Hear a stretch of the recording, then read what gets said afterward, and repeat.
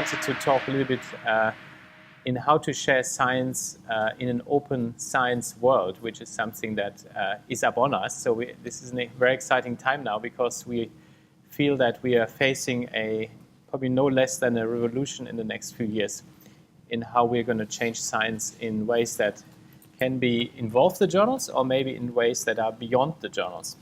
So I wanted to give you a few ideas on what we're thinking about at EMBO and beyond. I'll talk a bit about data and discoverability of data. I will talk about other modes of open science beyond the journals. And I'm not going to say much about research assessment because we covered that already in the previous session. But if you want to tie that into the discussion, please come back to that because that's, after all, the big driver of all of these things we're talking about. The fact that journals have moved from their role as an archival platform that also adds quality control to really being an academic currency. And we talked on the first day already about this San Francisco Declaration on Research Assessment, DORA, which we would all encourage you to sign up to. And Sandy Schmidt is here, actually, who was one of the originators of that declaration. So do come back to that. But we really want to move back from this current world of publish or perish. And this is not just about journals, by the way. If we simply apply the same pressure points to other modes of sharing information, the same problems will arise. So we do have to face up to these things, to sharing reproducible science in a much more open way. So journals have been often blamed for many of the ills of the current system. And there's been calls, no less than in The Economist, which is a journal read by politicians in contrast to Nature, to close down journals and really move beyond them. But we shouldn't forget that whatever we do, journals are fairly archaic and we may want to move beyond them. But whatever we do, the classical peer review system is actually something not to throw out with the bathwater, because that's something that has evolved to be really quite a powerful system. It's clearly under pressure because we have these publish or perish pressures, and there's a lack of credit for referees, and that's something that I would strongly encourage us to think about, that especially if any funders are in the room, which they don't seem to be, but we really have to think at the funder level about how to give these people more credit. But if you look on the right here, you see that all the questionnaires that I'm aware of actually do still say that the scientific community really values peer review, despite, of course, whenever you submit your own paper, it turns very painful. But if you look objectively, it is actually a system that is fundamentally working. Usually, so I showed you this example on the first day, which is the famous MMR vaccine paper, which is, by all accounts, it's not just terrible, it's extremely damaging to human health. And yet it took 12 years for the chief editor to decide to actually retract that paper, and despite having been made aware at least 8 years of the huge problems with this paper. Nonetheless, we think that we can improve the process, both in terms of peer review, which we already discussed and we won't discuss today, but also in terms of how we share the data. And that's something that we call Source Data project at EMBO, and I'm going to describe a bit what we're doing there. Just to come back to the issue of sharing data at the moment, we have completely forgotten how to share data properly in papers. And since so many people after my first talk came and were interested in that data aspect, I thought I illustrate that a little bit. We're essentially sharing often data in papers as illustrations of the hypotheses we want to peddle to our colleagues, rather than as proper data. So you see, that's what we do normally, rather than having a proper depiction of Mount Fuji with its scale and so on. So this is something we really have to come back to, and we have to, maybe to put this in a more dramatic way, if you consider publishing a medical research paper, and this is a paper in New England Journal of Medicine, where they studied a combinatorial drug therapy on cancer patients, and they basically found what looks like quite a dramatic effect in a Kaplan-Meier curve on 700 patients. Now, our colleague Peter Sorger at MIT wanted to reanalyze that and do a meta-analysis, fusing it with a bunch of other studies to see if this holds up. In fact, it doesn't hold up. And he found himself having to write a script to re-extract all these data points from a PDF file. And this is clearly something really problematic, because this data was essentially not usable by others. So we really have to move beyond that. And we did already talk, so I'm not going to dwell on it. There is mechanisms in journals now to link out to source data in papers, which allows you to show replicates and show minimally processed data. So this is essentially something we can solve, and yet most journals have not solved it. So I would strongly encourage you to push for that. The other thing is this massive explosion of the journals to somewhere in the order of 3 million published papers, which causes a massive problem, because we can't actually navigate this information by browsing, which is the traditional way. And the whole purpose of a journal like EMBO Journal in Nature is actually to show you highly selected papers selected for interest that you should really read, even if they're not in your own field of interest. And that's something that's really dying out, and we have to find mechanisms to rescue at least some of that. And so people are defaulting to search, and that's something that's entirely unavoidable. But we think we have to really focus on developing the search technologies to move beyond the current status, which is keyword-based searching, which essentially means that you're just swimming in your own soup. You will never find something that's orthogonal to what you know. You will never get a Nobel Prize, essentially, because by definition, as Tim Hunt said, great discoveries are by definition the unexpected.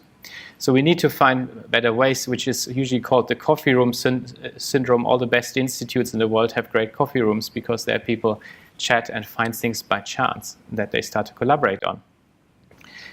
So what we have done to try to address this a little bit is to develop a search technology based on the data that we publish as source data. And this platform also allows us to share the data in an open science sort of way. Okay? So what we essentially have achieved, and this is a project run by my colleague Thomas Lehmberg at EMBO, that we use the data published in papers to generate a knowledge graph.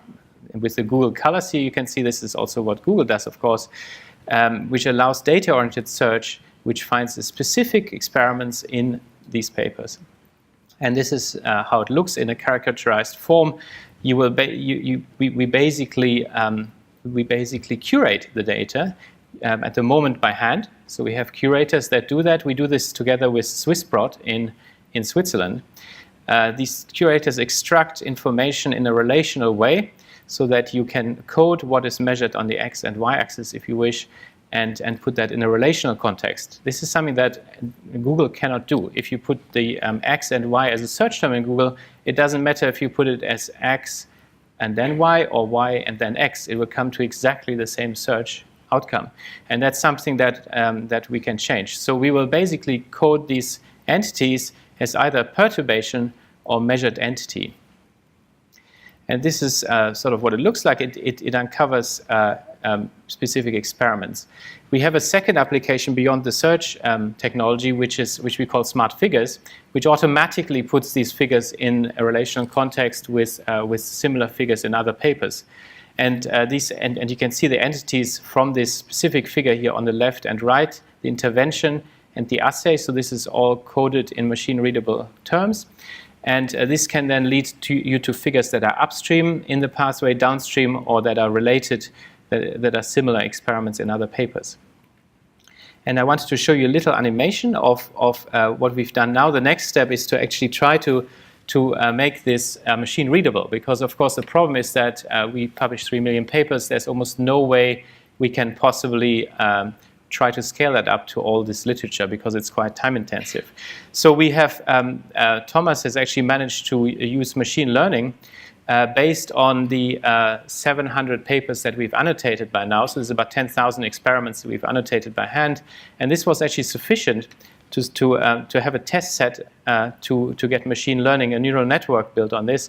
And I wanted to show you a little movie what this looks like. Oops, I'm already past it. Let me see. Where's my... So you basically, as you enter as an author, so this is an authoring tool, as you enter your figure legend, the system automatically extracts here a protein and it automatically recognizes here this is a protein, this is a gene. It automatically recognizes and passes out the figure panel A and B. This is entirely machine learning, so this system identifies and passes out the figure into its constituents. So you don't have to do any of that by hand now. It puts this in this relational context, basically, that this is actually chemical, regulates the p53 protein. And this is, of course, in a test phase at the moment, so we still have to see if this scales up, but this would be marvelous if it works out as well as it seems to work out. So what our system allows us to do now is to pass out the figure panels automatically, match those with the relevant figure legend, and then automatically extract entities. And this is a research project, so this is not finalized, but this is what we're working on at the moment. Extract these entities and map these onto these very simple ontology of different things like organism, is it a chemical, is it a gene product, and so on. And this then generates this search technology. Another little thing that's important here is that it also allows us to, a little side effect if you want, it allows us to add authorships at the figure panel level. And this is something we're quite excited about, because this gives finally credit to all these forgotten authors in the middle of papers that are simply don't receive credit at the moment. It also adds accountability, because we know exactly who did what in every experiment. Then we can also interlink this, of course. We don't plan at all to capture all the data in our papers. We can link the relevant experiments out to databases. And we're particularly collaborating with a database called BioStudies, which is curated and run by the EBI, which is our partner organization in Cambridge. But it can also link out to other non-structured databases, such as Dryad and Figshare or Zenodo. There may be others beyond that. So we can interlink the papers now deeply with unstructured databases that will allow us to host much larger data sets. This question was asked on my last talk. We also have done a few things at the journal level that really open us up to open science in a more constructive way. One thing is that we have now a specific data and software availability section that links out into these repositories.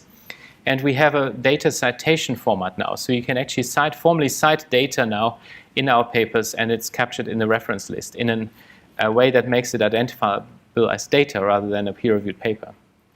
So really, I want to give you an overview of that we're trying to reinvent the research paper in this more structured, horizontally structured form, beyond the usual focus on title and abstract, and getting people, humans, to read this information as best we can, to actually focusing more on the business end of the research paper, which is really the data. The next step is, and something that others are doing too, in particular Cell Press that has developed these STAR methods. We are structuring our method sections to make them machine readable and to make them deeply embedded with relevant databases and even ideally catalogs from companies. So you can actually identify your antibody completely specifically.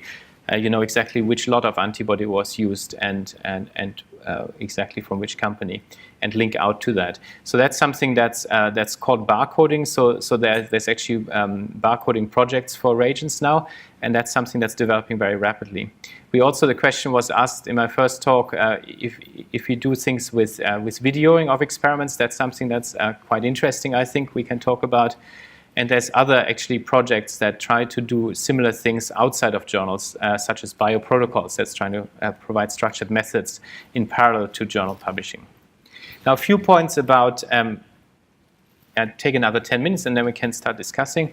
A few points about data sharing beyond journals. So the whole concept of open science really came from the genomic revolution.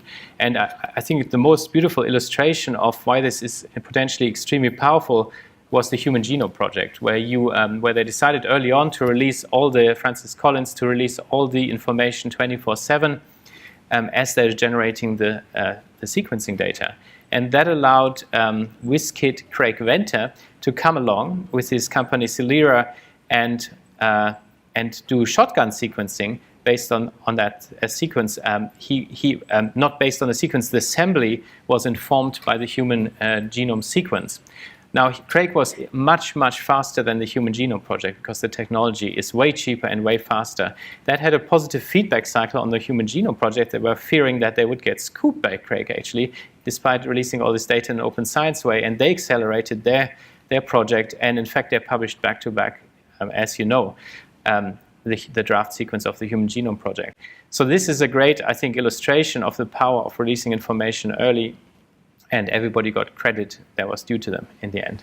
So Europe has really embraced this. There is a plan, there is a directive of the European Union, and assuming for a moment we still exist by 2020, this will be something that, that is a mandate, that by 2020 we have an open science world in Europe. So this is called open innovation, open science, and open to the world. So this is where India comes in. And this is a very interesting thing. We are still waiting exactly for how much money will be available for this. But for example, Europe will announce in the next week or so that they will set up their own preprint server and a high-tech version of a preprint server. And that's something we're watching with some interest. So what are we going to do, though? And this is from a very nice talk that I attended at the ICCB in December. Leonard Martin, who was showing this the great wave from Hoxai to illustrate that high throughput data is really way bigger than classical bioscience data output, and we are really facing a bit of a tsunami situation here. So it's a question of how we navigate this. There is a big question if just throwing out all the data is actually a positive thing, or if we're just going to sink in a swamp of semi-reliable information that we can't even find because it's unstructured information.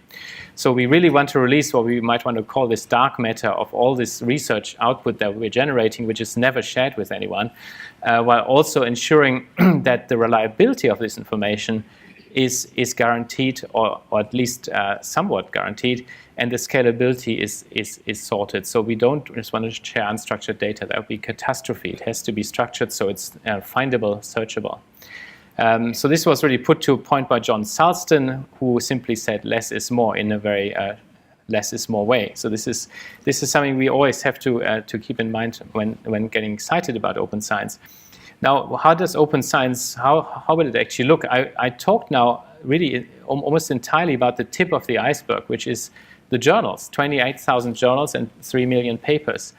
It's still growing rapidly, but consider that structured databases that already exist, which I hope you all use because they're all free and openly accessible and open science. These are already counting for several orders of magnitude more information. So this is great. There's still massive gaps. Somebody pointed out a couple of days ago that imaging data is a huge gap here that's hopefully going to be filled. But beyond that, we have a huge amount of unstructured information and a few unstructured repositories that are mentioned that try to deal with that. But we still have to find a way to what we do with this huge amount of output. One way that I briefly want to mention that we think is exciting is preprints. Because we think preprints are really very proximal to journal papers. So people are comfortable with framing their research data in this form. It's human readable. They're essentially a great way to capture all these pieces of data that fall between the cracks, and that includes confirmatory data, negative data, refuting data, but also descriptive data sets. So where does this all come from? This sounded like something quite romantic when we first came across it, but there was a complete proof of principle in the physical sciences, where for 25 years, quarter of a century, preprints are basically completely de rigueur. So everybody essentially posts the preprint before submitting their paper and publishing their paper. It was set up by Paul Ginsberg, and the history is a little bit interesting because he didn't set this up as a grand open science project. He simply set it up because his journals were so slow in putting things online at the time. This was really at the beginning of the internet. And he just thought, this is ridiculous. I'm going to put my stuff online. And that's what archives came from. So in biology, we have cloned exactly what they've done. And you can see a very similar growth rate. It's exponentially increasing. So there's a few preprints that exist that capture biosciences information now. And I wanted to point out there was a recent announcement by Vijay Raghavan to also generate an Indian preprint server. I don't know how far this has come, but there's definitely going to be something coming out of India on that too, I think. So the bioarchives, which is the one we associated most from from Cold Spring Harbor Labs, has well over 10,000 submissions. This data is already out of date, I think, of which most of the submissions are approved. They simply check for, does it look vaguely like a research paper at the moment? And we're going to come back to that. That's probably not enough. But you can see many authors, 40,000 authors. 30% of the preprints that are posted actually end up being revised and reposted in a revised way. So this is really a living document, which is great. And most of the papers are subsequently published in over 400 journals, and that includes reputable and famous journals too. So in biology, there's been a big push to get preprints cultivated and civilized, basically, in the biosciences community. And this is called the ASA Bio Consortium, basically. And this has been really successful. Almost all biological journals now accept preprints. You have to be a little bit careful with the medical literature and the chemical literature. They're still a little bit behind. But almost all journals do accept them now, and there will be actually a medical sciences preprint launched very shortly too. If you are worried about that if your journal complies with these policies, you can look. There's a couple of lists, including one on Wikipedia, which lists journals that are pro-preprint. We have developed a citation format for preprints, which I think is important to get them established and properly recognized. So you can cite a preprint now in the paper as a bona fide reference, but it's still clearly pointed out it's a preprint. And we think this is hugely important because it's non-peer-reviewed content. So it's very important that you realize there's a difference. Versioning is already well established within preprints, and I'll show you what this looks like on the next slide. But the next step that hasn't really happened is to really efficiently connect them into the papers, basically, so that papers are really a version of the preprint ultimately. We have extended our policy that I mentioned on the first day, we call scooping protection, which is essentially a mechanism to allow you to take the time necessary to revise properly from the submission date to the preprint posting date. So from the time you post a preprint that's substantially the same as the research paper you will submit to the journal, you can stop worrying about what else is published. You only have to cite it. You don't have to worry about getting scooped. This is what versioning looks like, and this is a really famous example. This was a paper that was never published as a research paper, but that caused a world sensation because it was the first was a paper that claimed, it was a preprint that claimed that Einstein was wrong finally. We finally made it. He is wrong. And it turned out after a lot of researching, which was largely based on the preprint that was posted by the whole community, because this was such a big news that everybody scrutinized it. They found that actually one cable was misconnected in the particle in the opera detector, which has a lot of cables in it. So that was entirely excusable. So what do? They just updated the versions of the preprint, and now it's described in the correct form. There is, of course, a major concern in biology that it may enhance further problems that we have already, such as salami slicing, which is fragmenting your research project into ever smaller pieces to get more research credit, or spinning information to oversell the findings that you have. This is entirely unregulated on preprints, so it is a concern. And in physics, this works fairly well because there's a strong community self-governance. So if somebody takes the mickey out of preprints, they will sort of face some community-based consequences. And probably a good way to articulate why we don't think this will be a big problem is Ron Vale, who is actually the founder of the ASA Bio movement, if you want, who said, my reputation is all I have. Why would I put some nonsense on a preprint?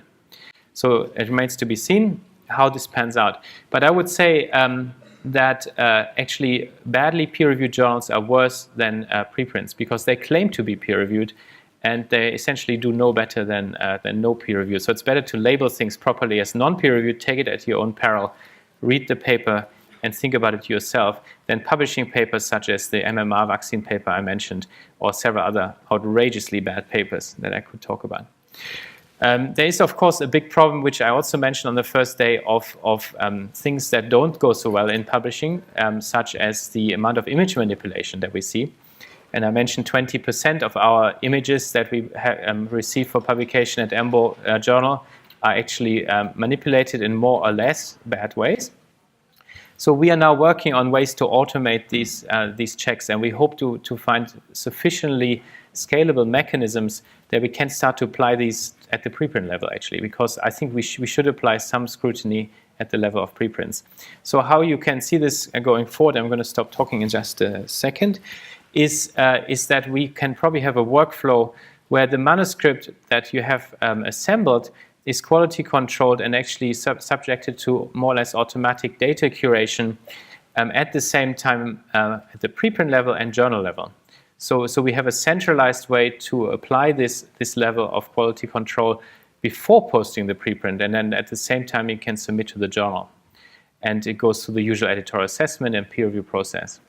We're also quite keen, by the way, to enhance our peer review process with a technical peer review process that would be based on postdocs largely. So let's see where we get with that. There's also probably some responsibility beyond entities such as journals. We will probably look for institutions, research institutions themselves, and possibly even PIs themselves to take responsibility in sharing this lower end of the pyramid that I showed. So we really need to establish new mechanisms of self-control of the institutions that output research to ensure that what they share is actually meaningful and not just anything. Because otherwise we will all sink in the swamp of data. Preprints in biology are already used, and this is a great example, I think. This was a paper that was published in August in Nature, which received a huge amount of attention, which basically showed that the first example of a correction of a pathogenic gene in human embryos out of Portland. And within a few weeks, actually, there was a counterpoint put forward by rather well-established researchers, including Maria Jason, who's a famous homologous recombination scientist, who basically found that there was no plausible mechanism to explain how the mutation in sperm could be corrected based on the X version of the gene. It's more likely that the team failed to actually fix the mutation or misled by an inadequate DNA repair assay. You can see, and this then led to social media, a lot of social media attention and so on. And this is a way to clearly accelerate science really quite dramatically, because if they had waited to publish this paper in a peer-reviewed journal, it might not have even published because it's a refutation, essentially, and it might have taken much longer. Just to close, there's also been a lot of interest in what's called micro-publications, which are mini papers based on individual figures. There's a journal called Science Matters, for example, that specializes in that, or UP micro-publication in biology. We think it's an interesting idea.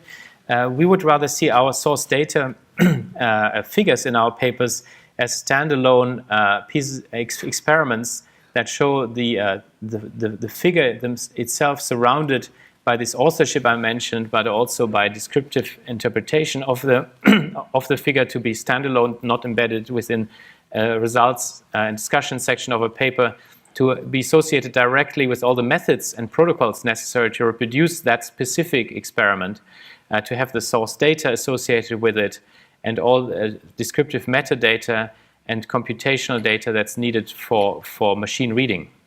So we think we should start to develop these standalone units of figures, and then we can actually assemble these as we wish into normal papers for a subset of them. So there's no reason to keep publishing all these millions of papers. We think we should start to publish much less, maybe 70% less papers, and share these units in a preprint, or whatever you want to call it, a mechanism of open science communication.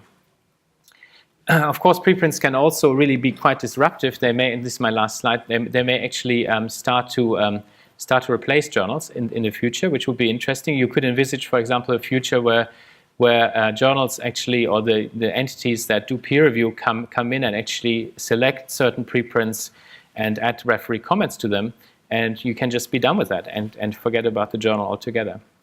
So I want to open it up a bit for comments and discussion. So if you have any suggestions for us where to take this, I'd be pleased to hear them. Thanks.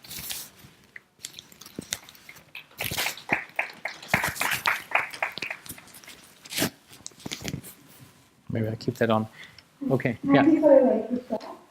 What are your thoughts on databases like Sci-Hub and LegGene, Okay. which are providing free full text Yeah, that's nice. That's free and available to everyone. So I didn't really talk today at all about open access and access to information, which is obviously a crucial problem. Now, a lot of this stuff that I have been talking about is about quality. And quality, for anything you do, quality costs money. So there has to be money made available to run quality control processes, be it peer review or some of these machine-oriented processes too. So the problem with Sci-Hub is it is, of course, extremely useful because you can find all information in one spot, and that's why everyone uses it. Funnily enough, even people use it where the paper is open access, published in the journal. People still use Sci-Hub often because it's a one-point access point. But it's extremely damaging because it's undermining all these more or less positive efforts of sharing information in a quality way. I mean, Sci-Hub does nothing. It slaps information on the internet for free, right? And it undermines, for wish of a better word, the business models of sharing information in other ways. Now, of course, it's justified to be somewhat disruptive against exorbitant profits of some of the publishers, but it's throwing out the baby with the bathwater because it will undermine everything. I mean, we can close business if everybody uses Sci-Hub because we will have no income to run the journals at EMBO, for example. So, in such cases, what should we do? So, my lab is not rich enough to have access to every journal, and my institute won't agree. So, is source data or the databases you mentioned today, are they financially not a burden on my pocket? Yeah. So that's so. Thanks for pointing that out. So the preprint servers are all entirely free, and the idea is, and they will hopefully stay that way. The idea is that they're funded at the moment. They're funded by funders. So a bunch of funders have come together, and you probably know that bioRxives, for example, got a fairly sizable grant from the Chan Zuckerberg Foundation. This is, of course, a time-limited grant, so we shall see how it pans out in the long run. At the moment, by the way, the preprints are financed by the journals themselves, so we're paying for bioRxives to keep the preprints going. But then that's not sustainable, in my view, in the long run. So funders are coming forward. They've also done some experiments by launching journals. They've launched the journal eLife, which was initially free open access. The problem is it's not scalable. You cannot run 28,000 journals on that model because it's a lot of money. But the money is in the system, so we could restructure the whole system to make, I mean, we hope to go to an open access world where you can find information without any restrictions. But open science is sort of one answer to this. For example, if you post your preprint, it is free to anyone, so you don't have to access the journal. And in the physical sciences, most people actually go to the preprint to read their paper, not to Nature. So these are solutions, but at the end of the day, money has to be in the system. There's not a you can't have your cake and eat it if you want.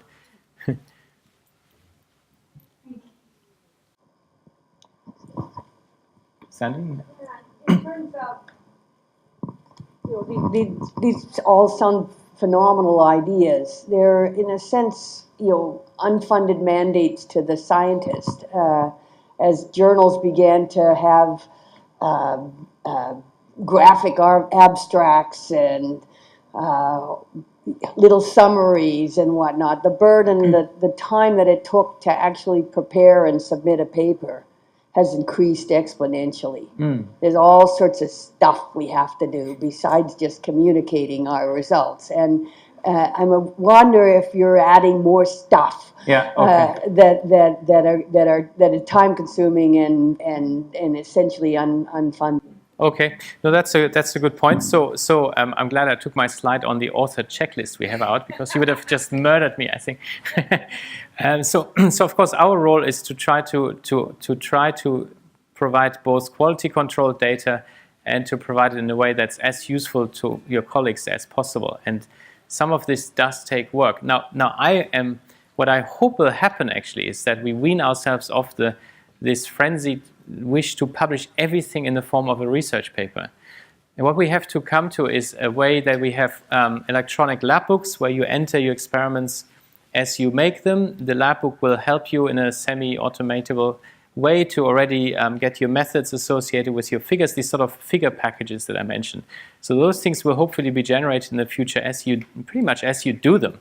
And then you have your quanti of information, and you will hopefully only share the ones in paper form where it makes sense, where you have a real story to tell, where there's a logical, human-readable version that really is valuable. We're publishing so much redundant information. I think just by stopping to do that, you will save way more time than doing a bit more work in terms of helping curators do the work. Now, all the stuff we're doing is also keeping in mind what you're saying. So we are definitely not making the authors curate their own data. So we have in-house curators at the moment. Now, we can't really afford that, I have to say.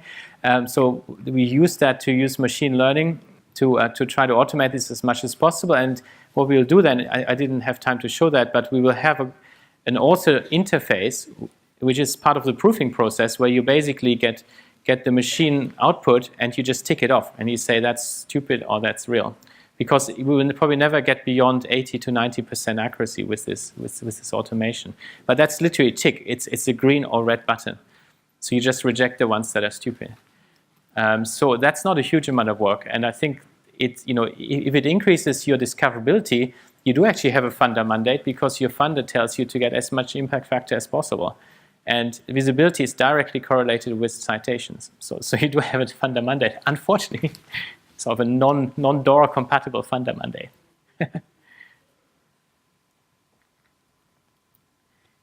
Any other points?